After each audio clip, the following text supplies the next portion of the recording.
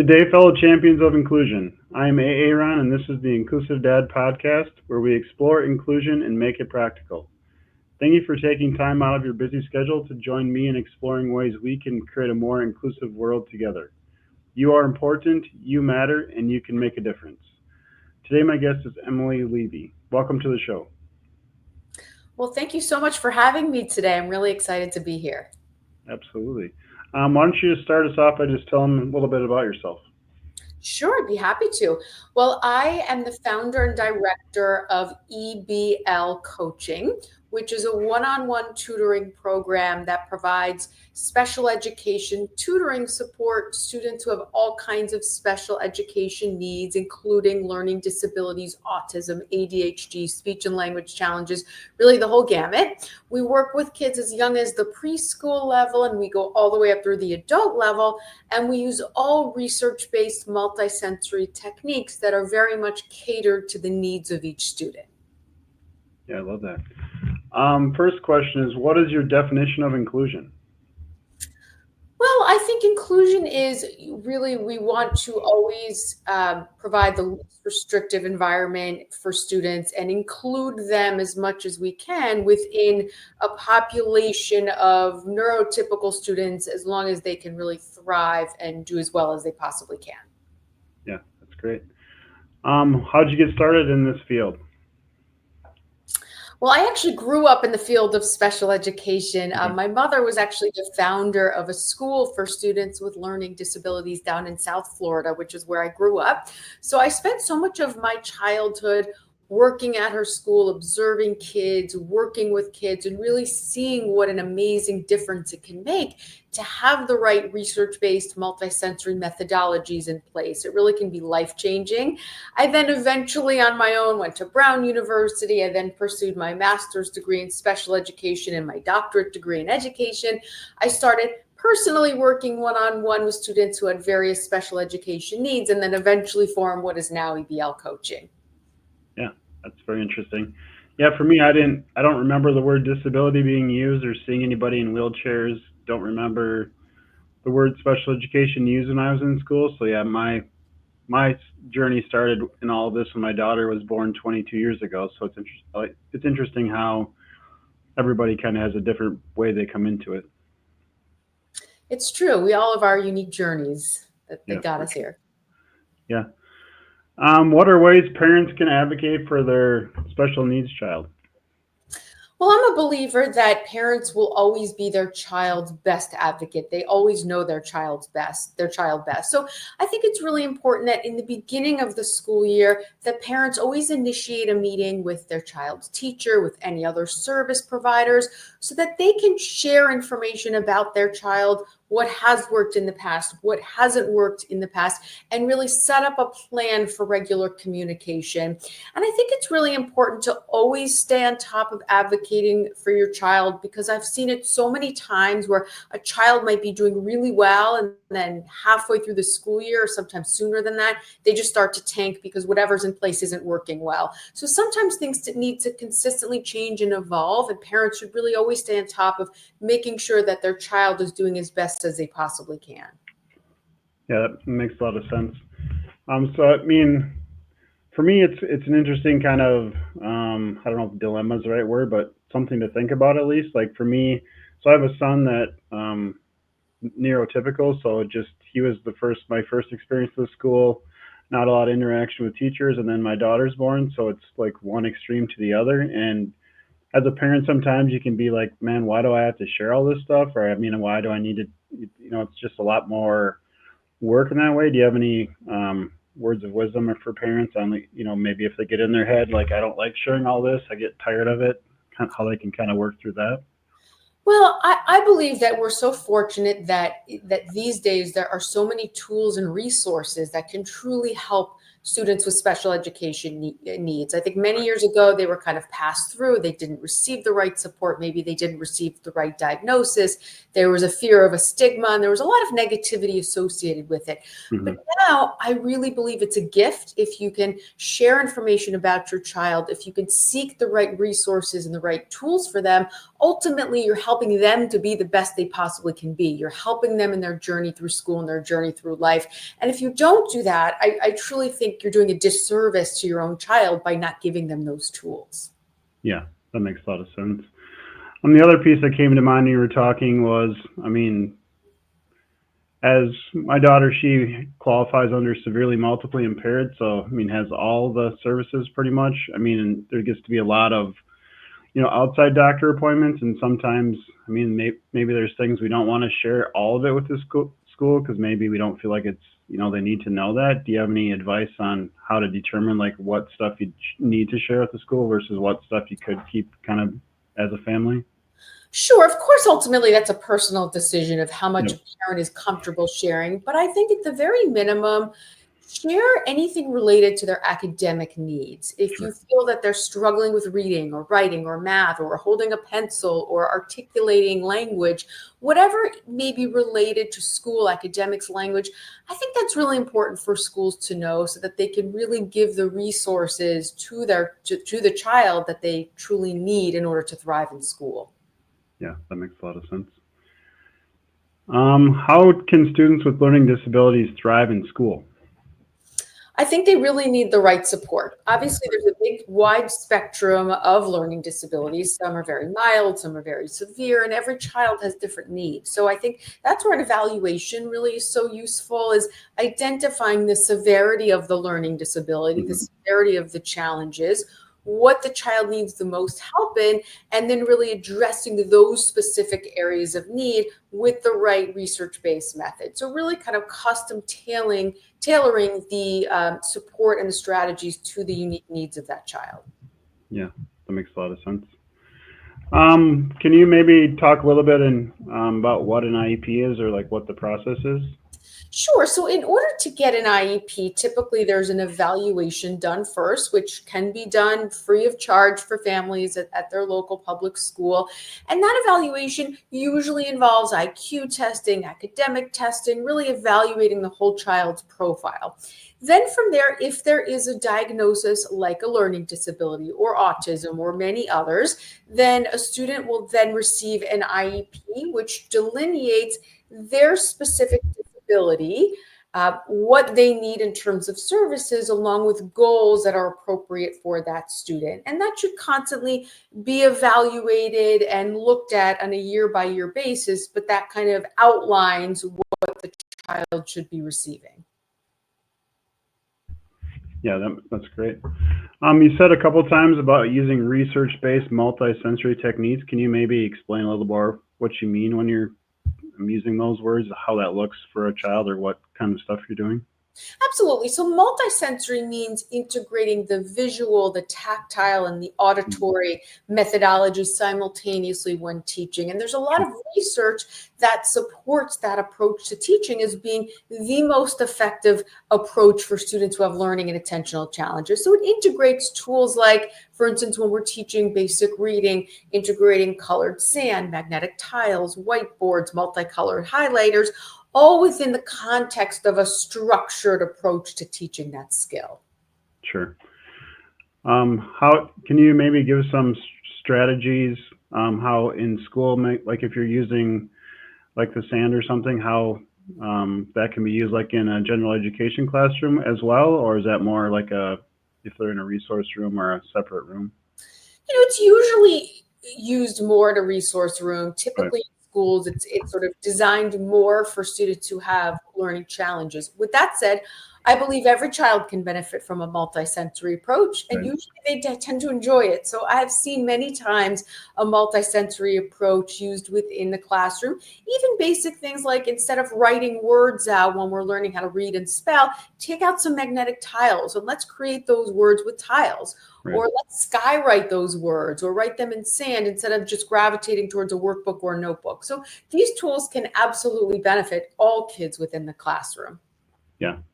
That's an interesting point to bring up. Like a lot of these strategies, I mean, not only help kids that are in special education, they also help all the kids. So that's a good thing to keep in mind. Yeah.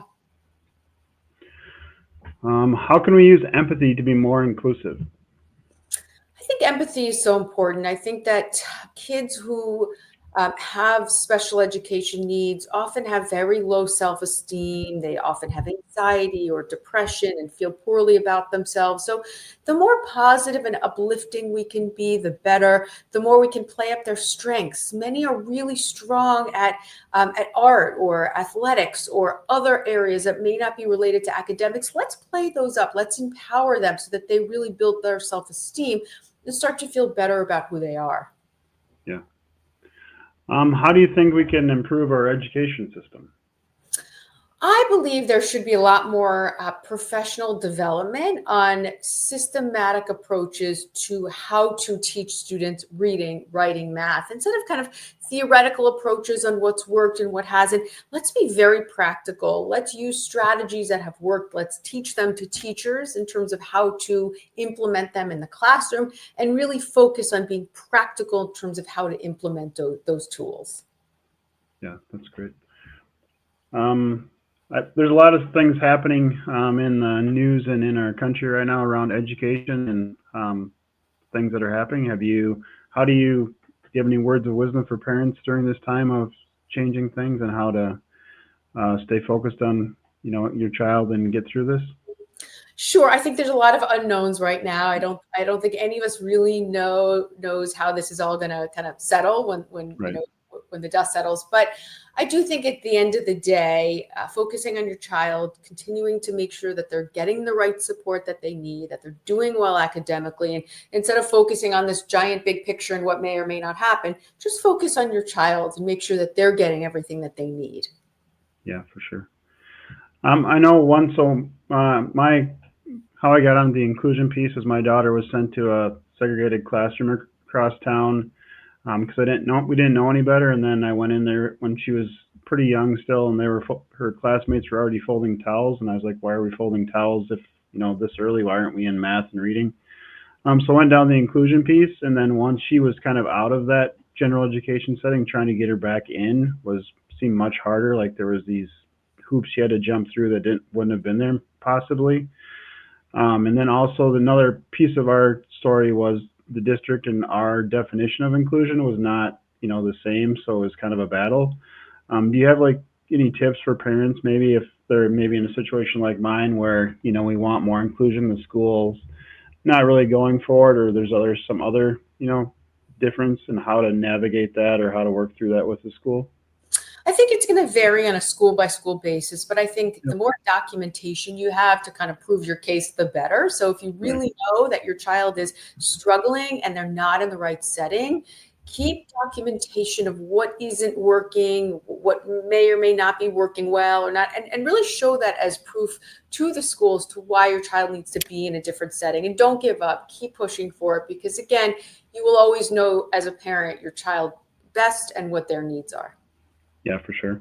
That's one other thing I tell people is, I mean, even if you talk to the school like in person or on the phone, send a follow up email to them just to kind of get it written down and what you guys talked about, just so there's a paper trail. Because if it's not written down somewhere, there's not a trail. It didn't happen, kind of. So make sure you Exactly. document stuff. Definitely agree with that. Another thing I tell parents is just, I mean, it's your family, it's your child. So I mean, try to figure out what you want for your child or what your child wants, and then focus on that too. Don't let the school like push you down a path that you don't feel is best for your child. Like you said, you're your child's best advocate, and remember that, and don't let them make you feel that you aren't or want to do something different. So that's important. Exactly. Very important. So the tutoring, is that like after school time that you do with the students, or is that how does that work? Sure, it's mostly done after school and on the weekends. In some situations, we go into school and we provide tutoring services there, but it's mostly after school and weekends. And we provide in-person tutoring in the New York and New Jersey area, but we actually work with kids worldwide now for the past, I would say, 6 years or so now with our virtual platforms, which has been really exciting and just a great way to help students who may live in geographic areas where they don't have access to this kind of specialized multisensory tutoring that really can do wonders for their child. So that's been an exciting way to help many other kids. So I'm guessing, does the tutoring, you have to do it differently in person versus like over Zoom, or can you do it pretty much the same? We have created a great deal of resources and technology for our virtual sessions so that the tutor and the student can engage really as though they were in person. So it's amazing what we can actually do in a virtual session to simulate almost exactly what we can do in person. That's cool. What is one tip you can share to help our listeners be more inclusive today? Just something simple anybody can do today to be more inclusive. I think that, every child, even those with special needs, has gifts. And it's really important to find those gifts and to empower the child with those gifts. Again, whether it's creativity, people skills, social skills, whatever it may be, find those gifts, empower your child, and really build their self-esteem to know that we all have strengths and weaknesses, and they ultimately can be very successful in life. Yeah, I love that. Is there like any up and coming research or any cool stuff out there in education that you're excited to see what happens? Well, I'm working on a program that's it's a software program to help students develop stronger writing skills, and it integrates a systematic approach to teaching writing, and then has programming built in to give students direct feedback and scoring on their writing to really help improve their writing skills. So that's something that I've been working on. I think there's a big need for it, and it's something I'm really excited about. That's cool. What is your take on AI, and how can that help, all students, or specifically students in special education? I think if AI is used the right way, I think it has a lot of great opportunities in terms of differentiating instruction to meet the needs of each child, giving direct feedback. Obviously, we want to stay away from having it replace the teaching of academic skills and having kids use that instead of creating their own work. But I do think if it's used in the right way, it can have a lot of positive potential. Yeah, for sure. To me, I view it kind of as a tool, and we just need to teach them how to interact or use it correctly and stuff like that. I remember I'm old enough that we had to go to my grandparents to use their Encyclopedia Britannicas for reports and stuff. And I remember I would copy out a sentence or two from that and put it in quotations and cite it correctly. That stuff like that back then. And then the internet came. It's just, how do you use the newer tool to, learn better and use it appropriately? Exactly. In fact, I think kids should be taught that as part of their curriculum. How do we use AI? How do we use these evolving tools? Because I think it's confusing for them as it is for us in many respects. Yeah, it's not going away. So how can we, use it correctly and use it in a way that is more efficient, helps them grow for sure? Yeah. What do you do for fun? What do I do for fun? I love to travel. That's a passion of mine. I was actually just in Peru. I went to Machu Picchu, which was on my bucket list for a long time. Love being with my kids. I have 4 daughters, and love being outside when it's nice enough to do so. Yeah. Do you have any parks and stuff near you that you can go and walk around, or? Yes, we have some great parks, and when the weather turns nice, it's like everyone migrates outside, which is always a nice thing to see. Yeah, I live in Minnesota, so like last week when it was 80, I was like, I have work to do, but it's going to be 80 today, and then back in the 30s and 40s in a couple of days. I need to go outside for a little while at least. Yep, exactly. That's how I feel. Take advantage of it. Is there anything you want to talk about that we haven't talked about yet? We covered a lot of stuff. I think we covered it. I think it's been a great conversation. I've really enjoyed it. And I think we covered a lot. Where can everybody connect with you? Best place is our website, which is eblcoaching.com. There's lots of articles I've written, different podcast information about our services. So that's a great resources for families. Perfect. Ready for the last question? Go for it. Do you like Spam lunch meat? Yes or no? No. That was fast. That was a no-brainer. Yeah, I live in Austin, Minnesota, where they make Spam and where the Spam Museum is located. So I popped that question on everybody at the end just to see the reactions because it's kind of funny. It's either strong yes or a strong no. There's no middle. Think about it usually. You get more yeses or more nos? Currently there's more no's than yeses. I don't remember. I mean, it for a while it was pretty tight. Now it's maybe 10 more yeses than no's, or 10 more no's than yeses. Okay. But yeah, it's interesting. Yeah. Good But yeah, info. the spam museum's here that had 100,000 visitors in a town of like 25,000. So it's a lot of people come to town to see the spam museum. Wow. Yeah. Didn't know that. So if you're ever in Minnesota, you maybe could stop by. Sounds good to me. Yeah. Thank you so much for being on the show today. Thank you for having me. I've really enjoyed it. Yeah. To those listening, thank you for allowing me to be part of your journey. It is truly an honor. Please join the podcast newsletter by clicking on the link in the episode description to keep up with the latest episodes. Together, we can make the world more inclusive. Until next time, stay empowered and be a champion for inclusion.